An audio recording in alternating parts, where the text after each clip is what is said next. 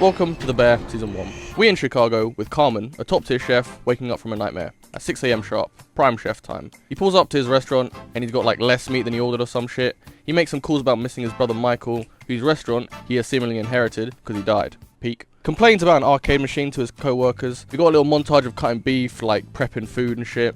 You cut vegetables like a bitch.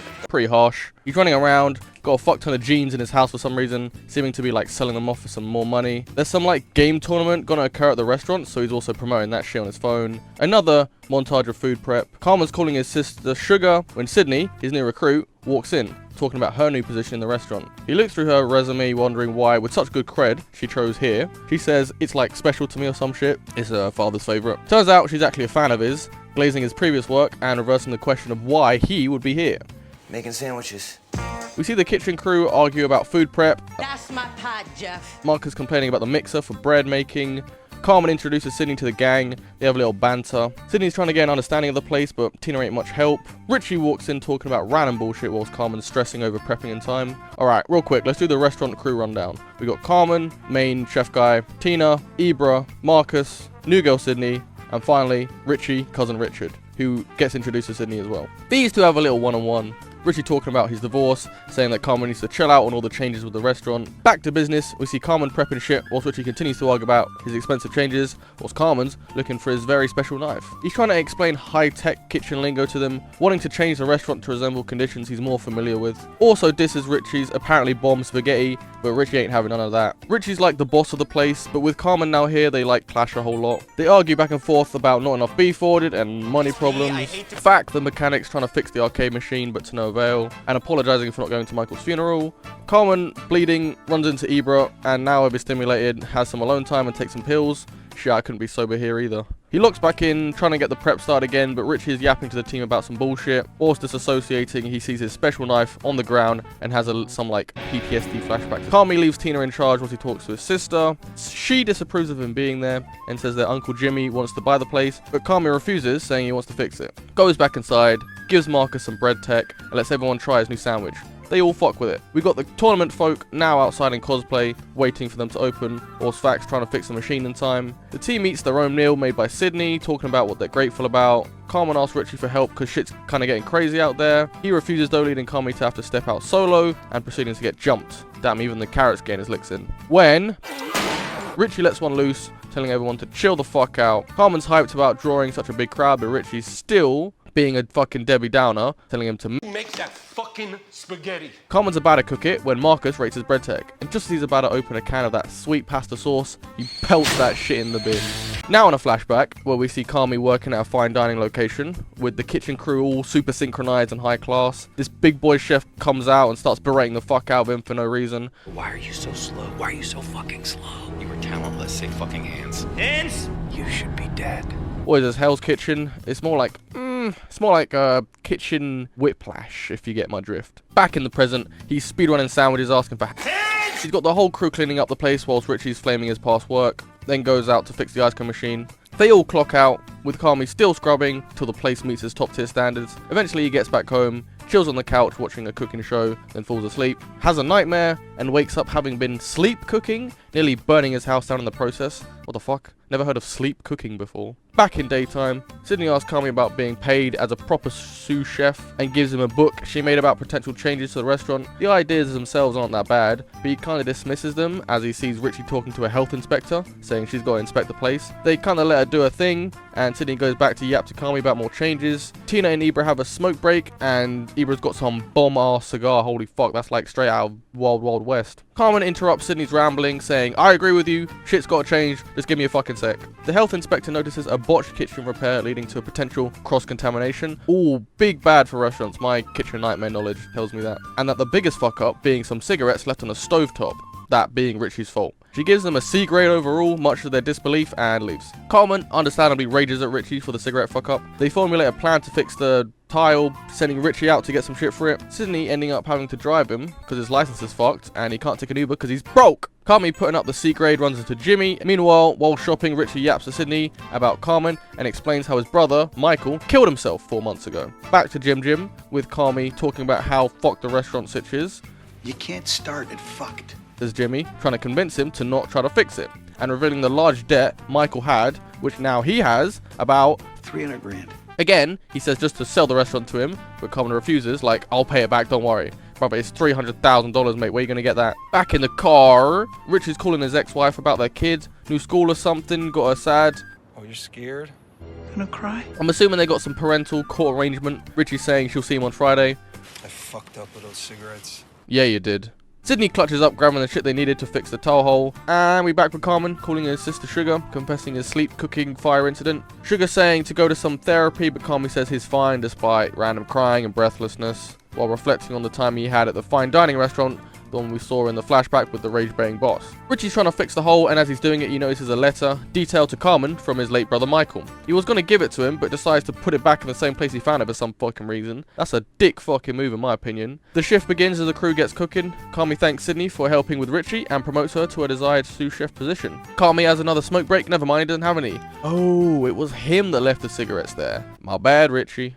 Carmen's now attending that therapy meeting that his sister told him about. I think it's Al-Anon, with him coming to terms with his brother's addiction struggles. Back to the restaurant. It's called The Beef, by the way. I probably should have said that sooner. We got a long line of customers, with Richie arguing about a lack of beef for the sandwiches. It's fucking chaos. Everyone's yelling over each other, trying to get shit done. At night, we got Carmi waking up in bed, looking up through the leaflets he got from the meeting. Pulls up to work early because he couldn't sleep, and notices Marcus's passion for baking. He gives him some inside info into the hardest creations in the bakery world, flashing back to times of the French Laundry. Carmen and Sydney have a chat about changing up the place, because it's clearly too chaotic right now. Carmi wants to create a Brigade de Cuisine style layout, with Sydney leading it. Some like kitchen hierarchy system, they're trying to make the cooking process more streamlined. Sydney's unsure at first, but a little convincing, and they begin. The whole crew gets new aprons as Carmi explains the French Brigade concept. Richie walks in though and shits all over his idea. The crew seem unconvinced, but he leaves them with Sydney to give details. Basically, Carmi is the main chef, Sydney is the sous chef, Ibra is chef partie, yada yada yada yada. They all got specific roles for more efficiency. Carmen picks up a call with someone asking for Michael. He says his name is Nico, who Carmen's never heard of. Richie apparently has though, saying he'll handle it. Back to the crew, Marcus wants to expand his bakery production,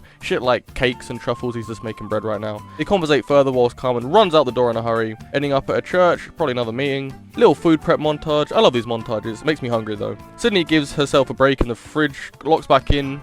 The crew are kind of resistant against the new changes as Sydney cuts herself accidentally and runs off again. While she's gone, Tina fucks with the heat on her stock. Carmen's out and about and notices Richie meeting up with Nico doing some sketchy shit. Back in the beef, he's telling off Sydney about overheating the stock, not knowing that was Tina that did that. Come on Tina, you gotta be nice, you're doing this girl dirty. More food prep, onions for the stock. She chats to Gary about cutlery and cleaning, approves of Marcus's bread, but loses her onions. Goes looking for them, asking everyone. Carmen says, the team's just rage-baiting you bro. She's not happy with the joke though, obviously. Tries getting stock from a high-ass shelf and fucks it. Marcus comes in to help clean. See, this is what I'm talking about. Marcus, my goat, just helping out, being nice. Just keep going. Now outside, she gets given a meal by Carmen, but she ain't feeling it right now. They have a chat about how each other's doing, Carmen on bookkeeping and Sydney with the brigade. Carmen asks what's up because she obviously ain't happy. She's like, man, I had a fucked up day. You didn't listen to me about the shitty brigade idea. You left for half the day for no reason. And we gotta listen to each other if we're gonna even get close to fixing this fuck-ass restaurant. Carmi agrees and apologizes for not being there because he was at the Al-Anon meeting. Sydney trolls him a bit about it and they conclude their talk. Finally, Carmen gets a voicemail from his sister. Turns out today was Michael's birthday. Damn. A bakery montage occurs, some fucking beautiful looking donuts, Marcus having a peek at them through the store window, got Carmen and Richie prepping for a kid's birthday party, specifically Uncle Cicero's kid, because Richie owes him money. Classic. They bicker whilst fucking about with the sausage. Good episode so far. Back to the beef, Marcus letting Sydney try some of his cake, she fucks with it. Tina still don't fuck with her though, saying I answer to Jeff. she means chef. Classic, been here before you were born shtick. Sydney's still gotta earn Tina's respect, I guess. In the whip with Richie and Calm, they hype themselves up to get this shit done with no unnecessary drama. It doesn't listen to your bullshit. It wasn't my fault. Never mind, Richie's doing his usual business. Calm sets up the food, getting interrupted by some guy. I thought you'd killed yourself. No, sir, that was my brother. What the fuck? Richie pulls up popping some Zanny bars to cope with the party, as Carmen leaves him with the Ecto Cooler drink dispenser. Marcus's roommate Chester pulls up, showing him some inspirational materials in his words, and introducing himself to Sydney, who's trying to keep everyone in check, but does fuck with Marcus's desire to make donuts. She keeps going around making sure everyone's doing what they should. Still beefing with Tina though. Got Richie spacing out the kids' party, Marcus doing some donut research with Fact to deepen his understanding of the donut craftsmanship. Carmen's trying to find ketchup for the kids, runs into some old pals and has to make a million greetings. Jimmy Cicero's trying to deal with Junior Cicero and his envoy of chaotic party guests. Richie is still spacing out by the ectoplasm dispenser when Cicero walks out and they relish in their joint hatred of Sugar's boyfriend Pete. Tina's doing her solo cooking, checking out her potatoes, but gets interrupted by Sydney, trying to give her tips and advice, which she's hesitant to take. Meanwhile, Marcus is becoming one with the donut, like katakuri. Back to the kid party, Rich, Carm and Jim, surprisingly, having a blast, laughing about, until Pete pops in, instantly killing the mood. Pete has some of that ectoplasm shit and points out all the kids are asleep. It's weird. Pete tries his hardest to relate and appreciate Calm, with some modest success. He's saying, yeah man, your kitchen shit rocks, but you like kinda ignored your sister and your whole family when your brother killed himself, and she's pissed at you for that. Eventually fucking off, leaving Carmen to realize in front of Cicero that We spilled a bottle of Xanax in the cooler. which is why all the kids are knocked out. Cicero don't give a fuck though, like, hey, peace and quiet ain't too bad. Back to the beef, got Tina struggling with some kitchen equipment and fucking up a pot of something or other. But Sydney made her a duplicate of the thing of she just fucked up, expecting her to have failed. You're welcome, Chef. Ah, she got you there. Damn. At least she respects her cooking. With the entire party now sound asleep, Carm and Jimmy have a nice talk while he cleans up. With the job completed, a successful minus $2,000 has been removed from the debt, leaving only 298,000. 298,050. What's that 50 about? Shipping and handling. Tina's checking out her cooking again, ensuring its quality, and finally asks Sydney to rate it. She does, much to her surprise. Thank you, Jeff. Chef. Hey, she said chef, not Jeff. She's got to respect her now. The catering pair dip out the crib, saying their goodbyes to Cicero, but before they leave, they roast the shit out of Pete before picking him up and heading home. Back at the beef, the whole crew has a little dessert made by the main man, Marcus. Now we got Sydney woken up at 3:30 by a passing train, takes some pills and gets ready for work. Sneaking out to not disturb her dad, pulls up to see Carmen cutting carrots, him saying she's right about the dinner menu being unprofitable and they need a new one entirely. Together, they brainstorm concepts of potential dishes as Marcus strolls in, talking about catering. Some weird noises at the toilet leads Carmen to go inspect it, when the crew now cleaning the flooded floor, with Carmi desperate to stay open as he calls Fack to come fix that shit ASAP. He then shows off his food ideas to the crew, giving them instructions on how to make them. Shit looks great, as Tina trying it greatly approves. Fack pulls up ready to rock and roll with the toilet, whilst Richie's doing Richie things. Stop trying to fuck me. He actually asked Richie if he should apply to be a real cook, because you know Carmi be needing him. Fun fact, the real actor of Fack is the only actual chef in the entire cast. Ironic. Marcus and his roommates are experimenting with exotic catering techniques, aka fermenting, whilst Richie has a mock interview with Fack, asking his abilities and skills, essentially just trying to find a way to deny him, but Fack's stubborn. Somehow they end up in a full-out brawl on the ground. Oh, that's cool. Indeed. Carmen breaks them up with water as they continue to bicker, but Fack leaks that He is selling fucking coke in the back alley of the beef. Carmen is truly gobsmacked to this information. Marcus is doing a whole bunch of things at once to keep up as the mixes start spazzing out. Richie's trying to make excuses for his coke selling, saying it was necessary to get through the COVID pandemic. Damn, forgot about that. And whilst Carmen is raging out on him, the fuse blows, shutting off the whole building. The crew scrambles to save their perishable foods, as Fack explains with the condenser blown, shit's gonna cost a pretty penny. In desperation, they stop by Sugar's house to store their food, but Sugar ain't happy about it, cause she still ain't happy with Carmen. They bicker a little with Carmen eventually saying he went to the meeting, seemingly cooling off his sister's anger for the time being. Sydney forges a mean plan to recover from the power outage, but the gas line is also down as Fack inspects it. Instead then, Sydney creates a stand-up outdoor lunch service. Quick thinking, Sydney, good shit. Carmen rates it as well as he returns. The customers start to roll in as Carmen, mid-ciggy break, chats to a bummed out Marcus because he blew the fuse with his overuse of the mixer. Carmen shares some wise words of how everyone makes mistakes. Then you put the fire out. Put the fire out. With Marcus reignited, they lock back in. $5,500? Is the price tag on the condenser, and with no option, they walk back to Richie, You could not live with your own failure. Where did that bring you? Back to me. asking for one more cocaine deal to pay for it. Richie eventually agrees, just as the lights pop back on, installing some hope in the gang. Carmen and Sydney have a little chat about her former failed catering business and her regrets with it. Meanwhile, Marcus is still performing his experiments, trying to get down every part of a good cake. With the train pulling up, Sydney heads home and hits the hay. Another day accomplished.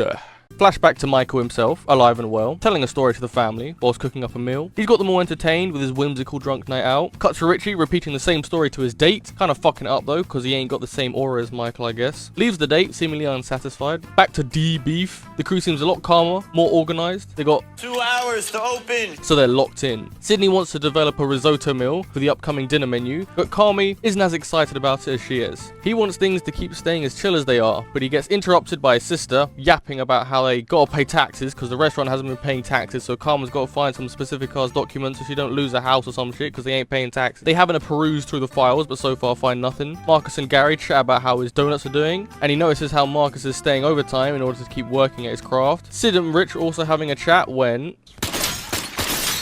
some stray shots suddenly smash into the window. Richie meets with his gangster connections to figure out who shot you, and tells them not to chill too close to the beef. The crew clean up the glass. Sugar wants to call the police, but they ain't about that. They just want to move on and stay open, which pisses off Sugar. Smoke break got these two lamenting about old times with Michael as Marcus continues to test his work. They open as customers begin to roll in. Tina approves of Sydney's risotto. Calm also tries it and says it's Tremendous, chef. She asks if it can go on the menu right now, but Carmen's still weary, saying it ain't perfect, therefore it ain't ready, much to Sydney's disappointment. In rebellion, she gives away the risotto dish to a customer. More file searching is Calm to find Michael's old pills, still no tax documents. And Sugar continues to disprove of Calm's desire to fix the restaurant. They're not arguing though, just a calm conversation, very mature. Eventually, they find what they're looking for. Sydney's spectating the customer eating a meal, but outside, the gangster beef is starting to boil. Richie's trying to find his gun to deal with the situation. Sydney jumps into action instead, grabs their attention, and tries to sort out their territory dispute. Richie's still running around all over the shop trying to find his strap, but she seems to be handling it. Literally handing out leftovers for them to enjoy, instead of squabbling. De-escalation successful, despite Richie's dissatisfaction. Mid-work shift, Tina's trying to cook, Richie's yapping about some bullshit. Sydney's trying to get some orders through, but he snaps and rages at Sydney for seemingly no reason, with Tina ushering him outside to try and call him off. Pretty much Richie's frustrated with all the change. Tina's learned to accept and thrive in it, leaving Richie wanting to quit. Now where you gonna go, Richie? Ooh. With Richie out of the picture for now, the crew get cooking with great efficiency and communication. What a difference from episode 1, eh? Carmi apologizes to Sid for his dismissiveness earlier, and they continue to blaze through the food orders. Outside the beef, feds pull up, separating the gangster crowd, having seemingly been called by Richie himself due to his butt-hurtedness. God, the music is amazing in this show. Opening montage of all the wonderful sights and history from Chi-Town, Chicago. Got Carmi strolling to work, whilst Ibra reads aloud to the crew a positive review of their restaurant. Also mentioning how good Sydney's risotto was. The reviewer was apparently the guy that Sydney rebelliously gave her risotto to. She makes a million excuses to Calm, but he ain't mad about it, saying it's good publicity. Tina walks in, apologizing for her lateness, along with her son Louis, who just got suspended, and who will seemingly be working here today in order to learn some kitchen skills, despite a new system being trialed within the crew. Calm hits a registration, making sure everything is in order before they begin, with Marcus classically lagging behind. Richie kicks Louis out the front while Sydney's trying to teach him the basics. He's bashing Sydney for her food being in the review. He's just pissed at her existence right now, I guess. Sydney fires back, essentially calling him retarded and telling him to shut the fuck up. Sydney wants to use a tablet to make orders faster, which Calm approves of, but behind them, receipts start to pour out, because Sydney Left the pre-order option open. meaning they gotta make a lot of food. 78 slices of chocolate cake, 99 french fries, 54 chickens, 38 salads, and 255 beef sandwiches. Very fast. Due up in 8 minutes. The situation is now rapidly spiraling out of control, with Calm trying his hardest to lock in, and Fire everything right fucking now! shit's so crazy he's even got Fack and Richie doing work. Sid asks Marcus for cakes, but he's still busy fucking around with the donuts, further pissing her off. She tries to talk to Calm, but he's had it through the fucking roof, telling her to Fuck off my expo chef now! She does, accidentally knocking over some of Richie's food, with him pouring salt over that wound. Calm is now absolutely raging, wanting Sharpie, that fucking works! Sharpie! Carmi is very mad. Indeed, Fag. Richie's trying to help Sydney with her vegetables, but she still wants him to fuck off. They bicker back and forth, but Sydney starts digging deep and hitting hard, mentioning his door, causing him to square up. Shut the fuck up! Marcus pulls up to Calm, innocently showing off his donuts, not knowing his current mental state, Why are you fucking with me? and he smashes them into the ground. Richie accidentally walks back into Sydney's knife, getting stabbed in the process and needing to get patched up. Marcus has seemingly had enough, whilst Calm's looking for more beef to cook. He asks Sydney for assistance, but she has also had truly enough, saying I quit. grabbing her shit, with her departing words to Calm being, You are an excellent chef. You are also a piece of shit. This isn't on me. Calm sits for a sec, locks back in, and proceeds to obliterate the receipt maker. Great shift. We begin the finale of Season 1 with Carmen in a meta TV show-esque scenario, talking to an unseen crowd about his brother killing himself and leaving him his restaurant despite when he was alive, never letting him set foot there. The scene begins to deteriorate as the crowd laughs at him. Whole bunch of flashes to Mike and the bear itself. Guys, I can't do this! Stop! I can't! What the fuck, this shit went dark real fast. Wakes up on the couch to a text from Cicero. Can you hear me? Go chef now! Get the fuck off! Yeah, this guy's mental state is rapidly deconstructing. Now at an Al-Anon meeting, he speaks his demons out loud in a remarkable one-shot speech. Essentially, he said, "My brother was my best friend. We had plans to make a restaurant together as kids. He lifted me up, made me confident. He would always say, Let it rip. so I did. I went and worked at the greatest restaurants on earth. It was hard, but I did it for him, as well as trying to fix his restaurant because I miss him." Fucking beautiful scene. Back to the beef. What's left of the crew is cooking up, with Calm saying they're closed for dinner because they're doing a bachelorette party for Uncle Cicero. Marcus is round Sydney's place complimenting her cooking. They relate about their departure from the brief as Sydney presents her Chilean sea bass. ooh, very fancy. They continue to discuss their now uncertain future as Mark tries the meal, loving it. Back to Calm, stressing as Tina pulls up asking if he's alright. Just tired, I think. Sure. He asks her if she knows anything about KBL Electric. it's where Michael put all that Cicero $300,000. But Tina don't know shit about that. You know how much I loved him. How much? A lot.